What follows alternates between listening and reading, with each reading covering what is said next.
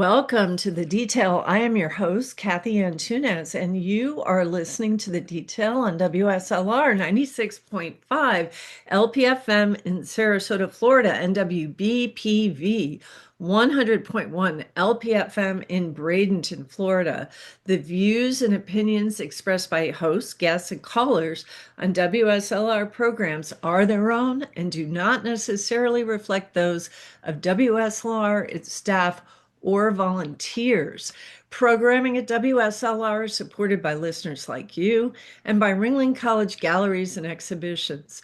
Ringling College's 2025-26 exhibition season features art from Ringling students, alumni, faculty, and nationally recognized artists from a wide range of mediums and from diverse backgrounds.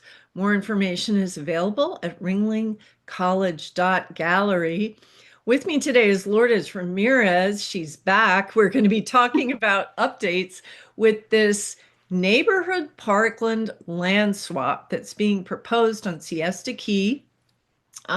Lourdes Ramirez, you all may recognize her name. She's been a community advocate for many years, won a lawsuit a few years ago against Sarasota County enforcing the comprehensive plan, which limits the kind of development that can happen on the barrier island of Siesta Key.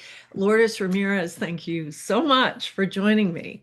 Well, thank you for having me. This is such an important topic, so I appreciate the time. We're going to, a lot of times people underestimate the importance of local politics. And when it comes to land use decisions, when it comes to real estate development, it should be, and it usually is, all happening on a local level. The last time you and I spoke, we were talking about how the state is trying to preempt home rule. That's the Live Local Act. And we have a charter in Sarasota County. So we are a home rule county, and these decisions about development really do belong on the local levels. If you have any comments about that in I particular. do. I do because I talk to quite a few people. I'm always out in the community and they go into national politics, world politics, and that's concerning. I do worry. Sure. But I tell them, I say, but I spend a lot of my energy in what's happening in my backyard. I really do all the activities I do, it has to do with what's happening in our community because that impacts us directly. If they're going to build a huge monstrosity next door, you can get flooded. You're going to get stuck in Yeah. traffic. You can lose a lot. A We've lot. A seen lot. it, right? We've Um, seen the flooding. so that's why I think it's important to focus on local. So this is kind of another piece. We were talking about the Live Local Act, and we did talk about this proposed land swap that Sarasota County is looking at. There's a meeting on April 21st, which is, Yeah. we're recording this the Friday before the meeting's day. This is going to air the day after. But I'm going to put it out there ahead of time because people need to know what's happening on April 21st. But let's walk it all the way back, Lourdes, so people understand what's going on. There's a neighborhood parkland program where Sarasota County taxpayers give money so that we can buy land to create parks. Tell us what happened with that program in this particular issue, this particular bit of land on Siesta Key. When was it purchased as a park? Where is it? Just the basics. Well, and before I go to that, this neighborhood parkland program is going to be on the November ballot. So this is Oh, timely. It's yeah. going to be, it expires in 2029, this extra tax we agreed to back in 2005, and the county is going to ask us to extend it. So this is really important to talk about how this works and Okay. understand. It's a great program. However, the county abused it. In this case, the county took this particular parcel, which they denied other property owners to have a house on it for decades. So in 2017, after the last denial, they offered to buy it from the owner who wanted to build a three-story house on it and said, we'll use neighborhood parklands because it's a dune system. It has a lot of wildlife. It has things that we need to protect. So why don't we buy this land under the neighborhood parkland program with this extra tax for $1.4 million in 2017? Okay, so let me hold it right there. So this land really can't be developed where it shouldn't be. There was Shouldn't be. consistent denials of development, right? Yes, yes, Okay, so exactly. so there's a history of denial. You're saying it's a dune system. So this is near the beach. It is beachland. It Okay, is a couple of feet from Beach Access 3, and in okay. between Beach Access 3 and 4, but it is beachland. So for Um, people to understand, that's in Siesta Key Village. yes, right Okay. next to, behind the village, towards the beach past Access 5.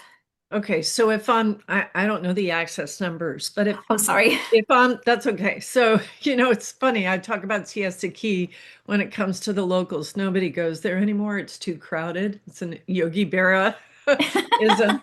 But it's been a long time since I've been on Siesta. I used to go a lot more often.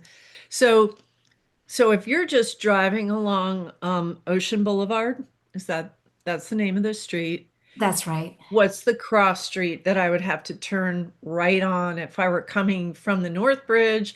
I'm heading south on Siesta Key or toward the water. Where would I turn right to get to this piece of land? So when you're going through the village, you just pass the village, and you're going to Yeah. make that left bend to go onto Beach Road, or you would make a right instead. Okay. And there's the two tall buildings, the tallest buildings on Siesta Key Terrace and the Yeah. Terrace East. Yeah. It's near that. Okay. All right. So we're definitely talking beachland, waterfront. Yes. Okay. All right. So $1.4 million that the county decided they were going to buy the property for that much money. Why so much if it couldn't be developed? Well, actually, the previous property owner had bought it from someone for 5.4 million. Whoa. And he thought he could build on it, or convinced, because there are buildings right next to it. Okay. That was built decades ago before we have a coastal control line, before we had a Gulf Beach setback line. Okay. And so he thought he can buy it. So when the county offered the money, they considered that a discount because the previous owner had have purchased it for 5.4 million. And so they Wow. offered 1.4 million.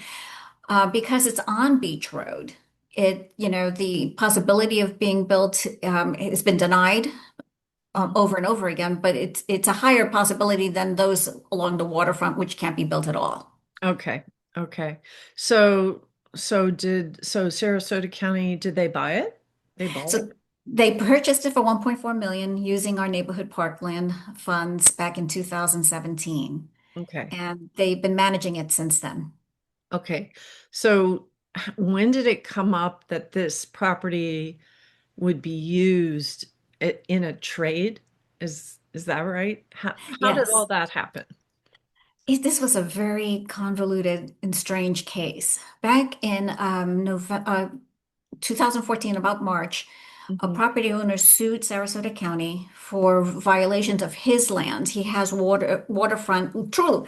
I'm talking about right against the water lots, which people were trespassing. He tried to build a fence. He tried to get people to get off his land. The county said no because of beach turtle nursing, beach Mhm. turtle nursing nesting Nesting. Yeah. programs, and also the nesting birds, and they cannot put fences out there, and that's true throughout the entire county beachfront. And so he sued the county saying that was a taking, and I'm paraphrasing what's happening there, but I wanted to just summarize. And the county attorney at first said that those properties were questionable because they were underwater for the past 20 years, 25 years, according to the county attorney, that it's not really a problem to fight it. That was March of 2024. But then by November 2024, the county attorney asked the county commission if they can settle the lawsuit, this federal lawsuit with this property owner.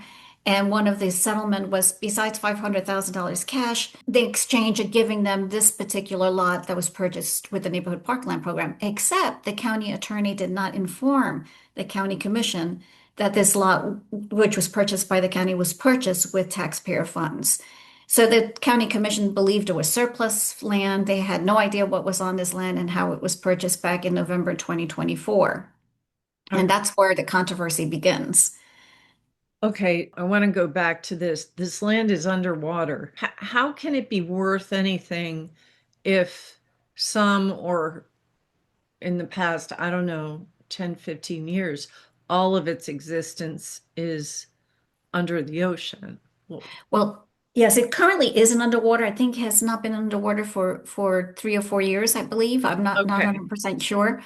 It did commute, like that's the beach system. right. It Yeah. erodes, it accretes, and now it is sand, and But has been that, sand but, for a few years. but that fluidity, that changing is part of any beach, right? I mean, Right. the sands are going to shift, which is why, like, I go back to the Bible, you don't build your house on sand, you Right. build it on rock.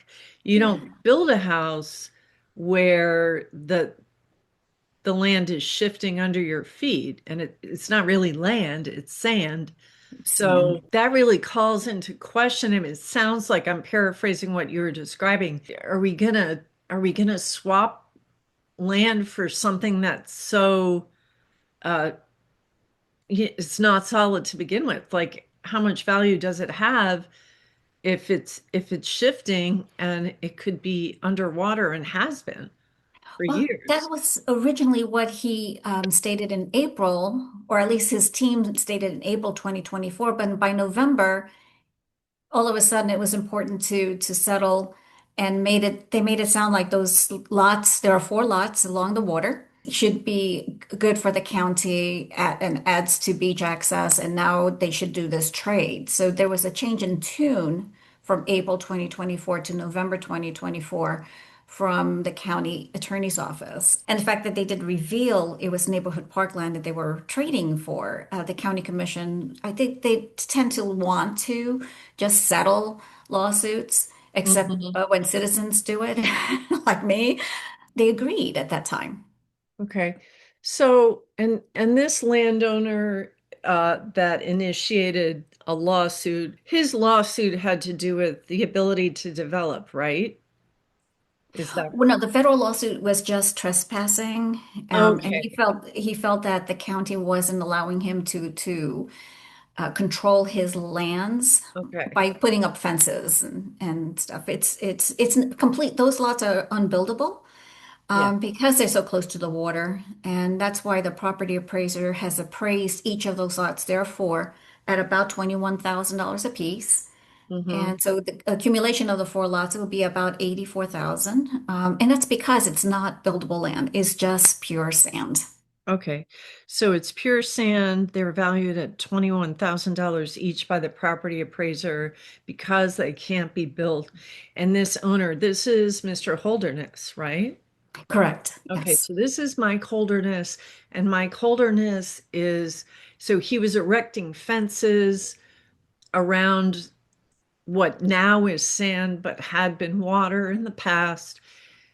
I'm sure it's unsightly, and it's telling beachgoers you can't be on my sand, right?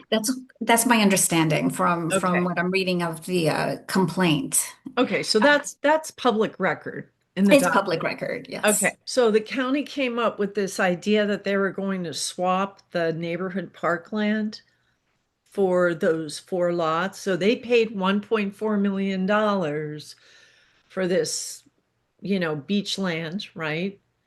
Yes. And which had been denied development for a long time. And Yeah. there's a long history of that. But still, the original owner paid over 5 million. The county bought it for 1.4 with neighborhood parkland money. And now, because of a federal lawsuit about beachgoers trespassing on these sand lots, and Mr. Holderness believes he has a right to erect fences and keep people off those 4 lots, the county was looking to give him the parkland in exchange for the 4 lots, right? And on top of the parkland, $500,000 cash. So it's parkland and $500,000 payment was the two things they were offering in Okay. this, what they call the settlement agreement. All right. And you cried foul. I mean, you said what's going on here? Why why do you think it's a problem for the county to agree to that kind of a settlement? Yes, in November 2025, I found out that the county was going to look at allowing someone to develop this land, give him a variance. And Which that's when I'm like, which um, which oh, land? the 162 Beach Road land, the The county-owned land. the $1.4 million near Terrace East, near the bend. Yes. Okay, near the tallest buildings on Siesta Key. So after years of denying development for a piece of property they purchased finally as parkland to kind of put the end to the development question, now the county's actually looking, November of last year, they started looking at saying yes to development. That's what you're saying. Yes. Okay. And that's how I discovered something was going on in this property because when it was talked about in 2024, that's under county attorney's reports, and I don't normally pay attention to what that's happening. I usually look at what public hearings are. But this Mm-hmm. was a public hearing to allow the next owner, because the county still owned it, the ability to make this property buildable. And that's when I saw these schematics, and it'll cover the entire lot, and I was like, that's county property. Mm-hmm. And I read the documentation, and in the cover memo from staff, they didn't mention what this land was all about. They talked about previous denials, but they didn't talk about the neighborhood parkland program.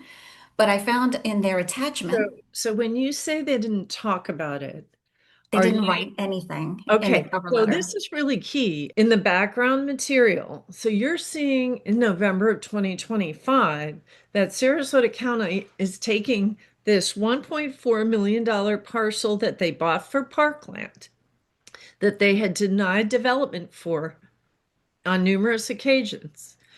And now they're looking at developing it. And in the background material, which is supposed to inform the public of what's going on, there's nothing about this property being parkland, being Well, purchased as parkland. let me clarify. Okay. When I heard about the development, I Mm-hmm. didn't know it was neighborhood parkland. Okay. I didn't. And I read the cover memo. There's an entire packet includes a cover memo from staff, and I didn't Okay. see anything at all about what this land is. Mm-hmm. But attached to that cover letter is staff's report. And staff's report on page 3, one line caught my attention. And that's when it said in 2017, the county purchases property with neighborhood parkland. So in the I can imagine it was 100 pages or so of documentation attached for this particular public hearing. It might have been even more. There was one line, and that's what caught So, my attention. okay. So in my world, a thorough background material would have the purchase documents that this is county land. It would have Right. shown the deed, the title, the purchase documents, when it was purchased, why it was purchased, and none of that was there. It No. was only one line on page 3 of the staff report that indicated that this was purchased for $1.4 million to be parkland. Yes, Okay. and I found it a week before the public hearing. Mm, And so when I brought it up to the county commission, they didn't know. They were actually okay. shocked. Yeah. Because I think the county commission reads the cover memo, which is 2 or 3 pages that summarizes everything. And I Mhm. don't know if they go deep into the details. And so It, it took them by surprise. see, this isn't okay. This to me, this is not an obscure detail. This is a central fact. This deserved way more than one line. There's Yes. got to be way more documentation showing the history of why it was purchased. I would want to see in the background material all of the prior denials. So not only they're looking at developing it, but the staff did not pull the history of all the prior development denials for that property either. Is that true? Well, they actually mentioned it they did mention the denials. But I don't I'm think they not went saying, into, okay, but I'm not asking you about a oh, mention. okay. I'm asking, was there documentation showing the background meeting for the denials? Like when did that property come up? Do you know what I'm saying? Like there had Yes, to have I been see what you mean. hearings, there had to have been And so you're Yeah. saying it's just a mention? It was listed in the staff's report, each of the denials and a summary. I don't think they Okay. attached the actual All criteria right. of why they denied. I don't believe so. At least I don't recall. Do you know what was the impetus for this land suddenly being able to be developed? Was there any indication as to what was going on where the county, it was coming back in November 2025, all of a sudden now there's a proposal that this parkland should be developed? Like, where did that come from? So that was part of the deal the county had in the settlement agreement that not only can they convey the land over to Mr. Holderness, but they had to already approve the ability to build on it Okay. before he takes possession. Okay, so And essentially, I'm just gonna, sorry. So sure, essentially, this is a $1.4 million lot, which at the time of that purchase, I would say that the owner of that lot was lucky to get 1.4 million because development had been denied over and over again. Then Mr. Holderness's federal lawsuit about trespassing on his four lots worth 21 grand apiece. He's working out a settlement with the county, and the county decides, oh, we're going to reconsider, and not only can you develop, we're going to actually schedule a hearing to approve that this can be developed before we actually settle. So they're conferring value on the right. on the land. Yeah. So it would be worth, I mean, if the prior owner bought 162 Beach Road, speculating that it was going to be approved on, and the prior owner paid 5.4 million, then they get 1.4 because they're denied, denied, denied. Then Holderness's lawsuit, it becomes now a negotiating tactic or issue that this land now, oh, we're going to let you develop it. We're looking at this now. So it could conceivably go from being worth, I'll say 1.4, but I doubt it was even worth that. The county was just getting it on their books as parkland, but it could be back up to 5 million. I It mean, it could could be be. backed up. Okay. Because for Yeah. those who live on Siesta Key, the tallest building's Terrace East, and that's where, past Siesta Key Village, it turns, and then you just got that long stretch of open beach. That's pretty huge. Why is it important that we don't develop in places where you're practically certain to have storms, and it affects everybody's insurance rates, right? Uh, That's true. Federal flood insurance. I mean, there's all kinds of reasons why we discourage as a society development in vulnerable areas. Okay, so the county commission didn't know, and you said they were surprised, and it was just one line, and God bless them, they have so much background material to get through. It really shows their reliance on citizen advocates like you to highlight things. But what did they say, and what did they do when they realized this is a piece of property that was bought with taxpayer dollars for parkland, for preservation? It was denied development, and now staff is bringing it back as part of a settlement agreement. What'd they say on the dais? What happened in the meeting? And I just want to point out that some of the staff did point out that what they were proposing to build on that lot wasn't the minimum necessary. So they weren't exactly supportive of a new Okay. development there, at least as printed. Mhm. But so the county commission had that meeting to talk about that. And two of the commissioners showed, Commissioner Knight and Newonder, showed concern that they weren't informed. Commissioner Knight went as far as saying, information that's omitted is no worse than a lie. And I remember, yeah, I you remember remember that that. statement? Yeah. He was very upset. He talked about the fact that there's trust there that he would be getting information, but they still voted for it because they felt that the settlement was already not a done deal because there's still processes that need to be done, but Hmm. they felt it was too far along. The only one who voted against it was Commissioner Smith because he felt not only was it wrong, but also violated the comprehensive plan. So Right. that's his objection. And Mark Smith represents part of Siesta Key. Yes, north of Okay. Stickney Point. And doesn't Joe Nunder represent part of Siesta Key as well? Yes, south of Stickney Point. Okay, so they have each have a piece of it. I just want to share something. You all can see this. So this has to do with PAC contributions to a committee called the Sarasota Manatee Defense Fund Political Committee. And you can see that Mr. Holderness has donated so 25 grand, 5,000, 20, 20, 10, 25, 25. So that's 75, 95, 115, 120. So it's $125,000. So in a political committee of 144,500, $125,000 of it is coming from Mr. Holderness. This PAC donated to another PAC that was active in a county commission campaign. It seems to me, my opinion, that, and I've said this for many years, local developers, big ones, small ones, they donate what appears to most people, right? $125,000 is a lot of money. But when you consider that Mr. Holderness he's got this lawsuit, it appears there's a settlement afoot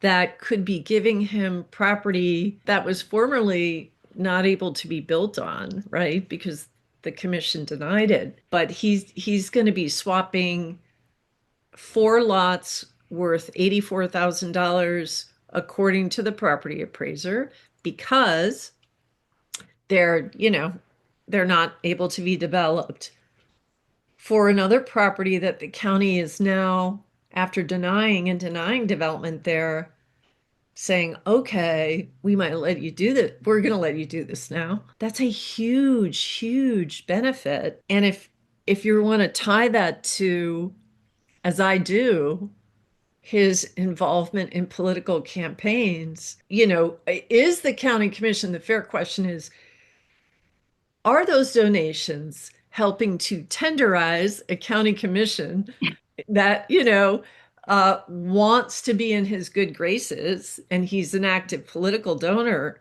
What role does that play in Mr. Holderness being able to swap land for a piece of property that was formerly denied development that's now going to be looked at as being approved for development? It's a massive return on investment. If you say $84,000, I have these lots worth 84 grand and I'm giving 125 grand for elections, local elections.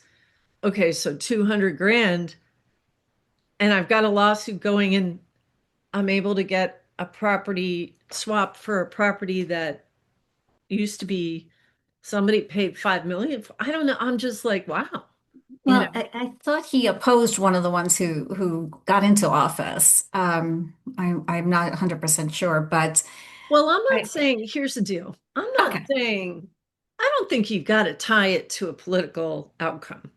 I think it's enough that you've got a donor Oh, with deep pockets who can be friendly or not, right? I mean, that's just the way of the world. And I don't think political action committees should be allowed to exist in their current form. I mm. don't think it's a way to get around campaign finance laws.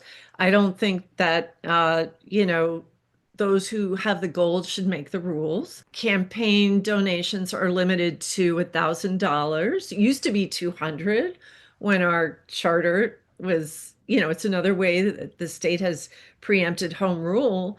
But now, because Mhm. somebody is wealthy, they can dump tens of thousands or even millions of dollars into political activity to influence local races. I know what you mean. When last year, when I walked around, not last year, the last election, I used to tell people, county commission or any elected office up Hmm. for office, we know they listen to campaign donors. So why don't we become campaign donors? You don't have to donate a lot, just get on that list. And that Hmm. way, there's no way someone like me can put that much money into a PAC, but I do contribute to certain candidates I like. And that way I can be Hmm. counted. And it's terrible to think that way. But that's Well, the reality of politics. we have a corrupt system. And until we change it, it's corrupt. And that's my Yeah. point, you know? Okay, so you mentioned there's some new reporting now from the Sarasota News Leader. Yeah, it came And out today. yeah, so this is really quite interesting. And it has to do with the deed. Yeah, what happened is this settlement takes several steps. Hmm. And we knew that first step was just agreeing that there should be a settlement. The second step, let them build on this lot. And the third step is the actual swap. And we were waiting for that step. We thought it was going to happen March 24th, and it got delayed, and we didn't understand why. Why was there a delay? Because we were going to come out in force to oppose the actual swap, telling them they shouldn't be giving up neighborhood parkland for free because the ordinance related to the neighborhood parklands doesn't say you could do that. And that was our argument. And then we found out that there was a problem with the title of some of the lots that belonged to Mr. Holderness. And that's was a surprise for us. And it's coming up on Tuesday for a discussion whether the county commission should amend the settlement agreement with this new information. And even I didn't know the whole story until I read the Sarasota News Leader this morning that explained exactly what happened. It's something that was shocking to me. And I thought I'm always on top of things, you know? Yeah, this is so shout out to Rachel Brown Hackney, who I think, if I had to vote for one reporter who just looks under the hood constantly, it's her. I mean, she Yeah. is phenomenal with getting the details. So I am going to read from her article. And if you don't know the Sarasota News Leader, this is a great local news publication. Rachel Brown Hackney, as long as I've been paying attention to local issues, that woman has been there and she's been reporting on it. And her reporting is just in depth and she uncovers stuff like this. So this is huge. So the article is titled Wild Deed Issue Arises Ahead of Final Step in County Settlement of Holderness's Federal Lawsuit. So we talked about that federal lawsuit. She gives all the background about the land and the swap, proposed swap for the settlement. Okay. The title problem. Memo from the Office of the County Attorney that is scheduled for commission discussion on April 21st. So that's the next Tuesday's meeting.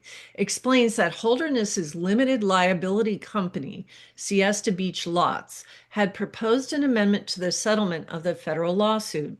William McComb, the agent for Siesta Beach Lots title insurer, quote, recently informed Siesta Beach Lots the title insurer could not provide a policy of title insurance to insure the county's title to Lot 26, unquote, the memo said. That parcel is one of the four that Holderness was to convey to the county in exchange for the 162 Beach Road property, the memo noted.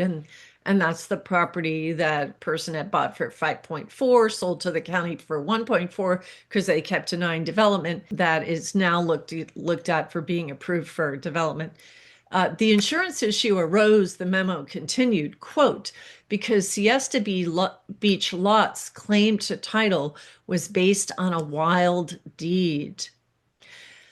A February 2016 article on the About Florida Law website published by Sakrin and Tolkinsky law firm of Hallandale Beach explains, quote, a wild deed is a phony fake document filed in the public records and used by the evildoer, this is their word, to cloud title to real estate as he or she claims a legal right in property belonging to someone else, usually as part of the closing procedure in a sales transaction.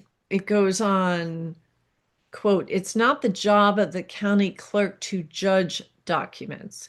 Their job is to ensure that documents are properly filed and that land records are kept safe," unquote. The law firm's explanation continues. Quote, "Making legal decisions on what documents are okay and what documents are not valid, that's the job of a judge and jury. Meet the requirements, properly signed, etc., and pay the fee, and you can file the document even if the clerk is extremely suspicious that you are up to no good." So, while deeds do get filed in the real estate records, Florida law does not prevent this, the law firm added with emphasis. A So, little PSA on this yeah. too. One thing that I would tell people listening, and this is what I did with my property because my identity was stolen a year ago. You can ask the county clerk to put a fraud, not a fraud alert, an alert system on your property that would alert you when there's any changes. So that if somebody does do one of these deeds on your property, claiming it's to be, their property, you get Mhm. notified. And that way you can be Okay. proactive in fighting it. So just a little PSA. That's a great PSA. So getting back to it, this is Rachel's article. She says the April 21st memo from the Office of the County Attorney to the commission cautions, quote, "A lack of marketable title means the county would be at risk of a lawsuit from any persons with ownership interests in the property.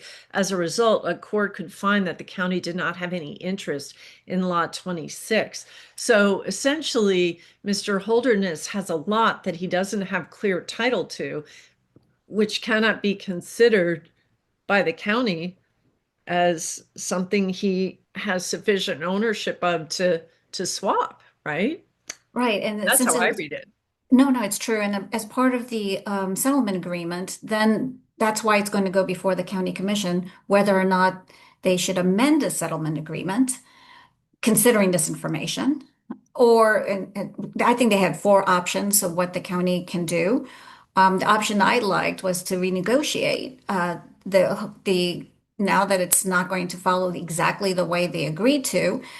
It's time to renegotiate and take out 162 Beach Road Well, as an option. and hang on. So that's lot 26, right? So Yes. lot 26, there's a wild deed, but it goes on. The article goes on. In an April 12th, 2024 memo to the county commission that explained the federal complaint that Siesta Beach Lots had filed against the county, the Office of the County Attorney reported its belief that, quote, Siesta Beach Lots is not the owner of lots 15, 16, and 17 of the Miramar Beach subdivision because they were submerged for a tidal epoch. Once land has been submerged for a period of 19 years, it is lost for good. If the water encroaches upon the land of a more remote owner and then changes its movement in the other direction, gradually restoring the land which had been submerged, the reemerging land becomes the property of the remote owner through the doctrine of accretion. The basis for that assertion, the memo explained, was a 1977 ruling of Florida's Second District Court of Appeal of Cruz versus Grocap. Lots 15, 16, and 17 are the three other parcels that Holderness had agreed to transfer to the county in exchange for the 162 Beach Road property. Okay, I'm going to stop there. So essentially, when a property owner loses, like say you have a block of on Siesta Key, and somebody at one address, they're losing land, and then down the street it's accreting, it's being created because the sands shift. What that old court case said and what the county attorney is saying is that these three lots were submerged, and then the reemerged land um, is 15, 16, and 17. It belongs to somebody else. That's They're what it seems to essentially be. Huh? Yeah, it's confusing. I had heard about this practice about 10 years ago, so that if most of the lands of there are abutting other property owners' lands that have, it goes across Siesta Key. So if Uh-huh. a piece of property, and I'm just reflecting on what I was told. So if it goes underwater, Hmm. and then you lose the title, Hmm. once it starts to reemerge, the land that's dry Hmm. accretes, and so it becomes their land. I don't know how it works, but that's what I've been told. So essentially, the county attorney is saying that Siesta Beach lots is not the owner of lots 15, 16, and 17. So you got a problem with lot 26. Then you've got a problem with these other three lots because they were submerged for at least 19 years. They say it's lost for good if it's 19 years. So I'm just sitting here going, like, he's got nothing. I mean, that it's a very real possibility. And if that's the case, I wonder if he even has standing to be suing in federal court. Well, this is the odd part. When the county attorney said that about the lost land and not sure about 15, 16, 17, that was April of 2024. But by November of 2024 is when they changed their tune and all of a sudden believe that there's a reason to give up our lot. So I'm not sure where the county attorney is doing the flip-flop about this. And I think they would continue to advocate for him to have the land swap until we got this questionable title on lot 26. Okay. Yeah. All right. I'm going to bring it back to my dark money research for just a second. And I just want to share this schematic and kind of making the connect the dots between that $125,000 that the 125 grand he contributed. Okay, so here's his $125,000 that went into the Sarasota Manatee Defense Fund. Most of the money in that pack is from Mr. Holderness's contribution of 125 grand. The pack has a total of 144,500 and 4,000 was donated to the Friends of Neil Rainford PAC, uh, which, by the way, the Friends of Neil Rainford, and this is just another issue. I have to check. A lot of candidates are chairing their namesake political PACs. And the problem with that, I mean, PACs make a mockery of campaign finance rules, right? But Hmm. when the candidate is actually chairing their PAC, which Bridget Ziegler did, she chaired her PAC in her last election. I mean, the problem with doing that is you've got big donors who can simply write a check to a candidate's political PAC, and this is a way to influence a public official. It's so insane. Actually, Friends of Neil Rainford, the chair, treasurer, and registered agent is Eric Robinson. So it's not Mr. Rainford, it is Mr. Eric Robinson. So again, I just want to demonstrate like donors, funding, PACs, the money's in our election. And here you've got that donor with business before Sarasota County, which I find troubling. And it turns out now we're learning that those pieces of land, that the title is questionable on all four, according to the Sarasota News Leader reporting, Rachel Brown Hackney's reporting. The worst part is people like me who want to look at the donations. Is easy to find who directly donates to a candidate, so you can kind of evaluate. But trying to find these packs are very difficult. So I'm glad that you get to do that because it's so hard to Yeah, trace. it is difficult. Most voters are never going to do it, which they count on, right? So to wrap all of this up with a bow, you got a love letter from Bill Galvano, I understand. Yes, I did. Tell us about that. Well, it started with I had an interview with a local TV station, and Mhm.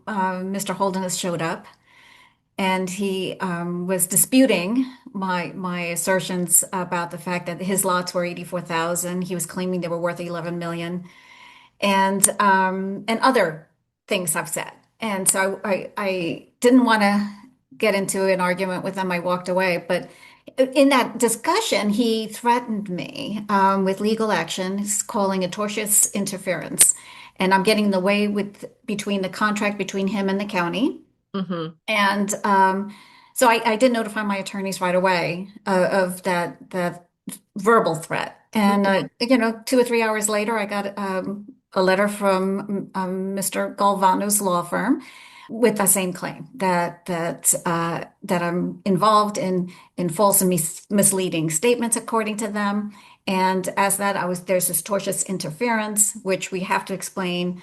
And that I would be subject to action, obviously litigation. And Mm. so my attorneys have responded back and reminded them our First Amendment right of free speech and petitioning our government, and that Mhm. there's nothing I said that was false because everything I took was from the property appraiser's office. It's not That's something. public record. It's public records, which is really Mhm. important people to know when you do cite information. If you're not sure, just let people know you're not sure, but cite where you get the information from. Don't make Yeah. up numbers because you can get into trouble. But I didn't. And you Um, never do. I That's why you're so annoying, right? That's why they don't, certain people just don't like you, Lourdes. Do you know that? Because That's gosh darn it, true. you point stuff out they would rather not have people know. Yeah, that's true. I Mhm. think when I walk in, most developers go, "Oh my God." And I'm happy for that. But Mhm. it's amazing that Mr. Galvano thought to send that letter. It's one thing for another citizen to complain to another citizen, but just for people to know what that tortious interference means. Mhm. Legally, it's when you try to get involved between two private individuals and their contract. So, for example, if somebody's selling their house and you don't want that neighbor there, and you go to that buyer and say something nasty about the property, that's tortious interference because that's two private Yeah. contracts. Yeah. But it's petitioning your government is not tortious interference. I Well, have and a right. it's actually it's public property. Yeah. You are a party to the transaction. We all are. And we have an interest in it being accurate. Mr. Galvano was in the state legislator. He was a state legislator, I want to say in the aughts, like I'm not sure exactly what years. It's been a while. And Joe McClash has served as a Manatee County Commissioner. He wrote an article about Republicans needing to clean up the mess in Manatee County. And so I just wanted to share what Joe McClash wrote regarding Mr. Galvano. He wrote in this op-ed. Galvano, a lawyer with the local Grimes Galvano law firm, people may recall, was the governor's hatchet man at the new college takeover and even gave Anthony Petticini his start as a political hack. Petticini had no issue attacking candidates with misleading campaign tactics and continues today in a world of PAC money that provides nearly unlimited resources. It's also interesting that Galvano's law firm recently hired Bill Clegg, who was the Manatee County attorney who allowed such actions as the elimination of wetland buffers to proceed without meeting the county's comprehensive land requirements. I bring this up because it's almost like for some legislators, I think about Pat Neal and Mr. Galvano, their time in the legislature, they learned a lot. And now they're kind of gaming the system for their benefit or their clients' benefit. And it's disappointing to see former public servants, in my view, gaming the system for the gain of a client or for, or to, in the case of Mr. Galvano, to intimidate proper public participation beyond proper, expert, effective public advocacy that you do. I mean, he's, Yeah, I think, attempting to, and that's slap, a strategic yes. lawsuit against public participation. To me, this looks like the classic definition of a slap lawsuit, which is illegal. Right. And you took the words right out of my mouth because I was going to bring that up. Yeah. And that's one thing that my attorneys reminded him of. And you, he's a lawyer, and Hmm. like you said, he was in the legislature. He should know about how slap lawsuits are, Oh, illegal in yeah. the state of Florida. Hmm. So I don't know why he went as far as sending out that letter without recognizing how that could be viewed. Right. Yeah. Hmm. We're living in a time where it's critical for us to rediscover the meaning of our democracy, to rediscover our rights, not to take them for granted, to understand the importance of every level of government, and local government matters. Our school board races matter, our county commission races matter, city commission races. They set the table for local prosperity. We need an educated, population. Our school board's really important for that. We need to cultivate all the talent, not just, certain kids. And we need a level playing field when it comes to the development of our public assets, of our built environment. So it's very disappointing to see tactics that I consider to be improper intimidation. um, I'm really heartened to see a county commission saying, hold the phone on this. Tell me what could happen next Tuesday that people need to know about on April 21st. How can they help make the right thing happen for the public this coming April 21st? I think the county commission is having second thoughts, even though they're being pushed by the county attorney to move forward. In my opinion, they really are reconsidering. I'm hoping.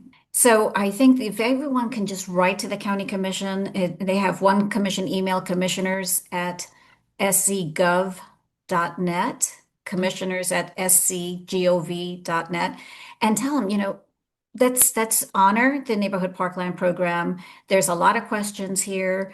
I would even venture to say they should seek outside legal counsel to mediate this because, of course, we have our opinion. Mr. Holderness has his opinion. The county attorney has his.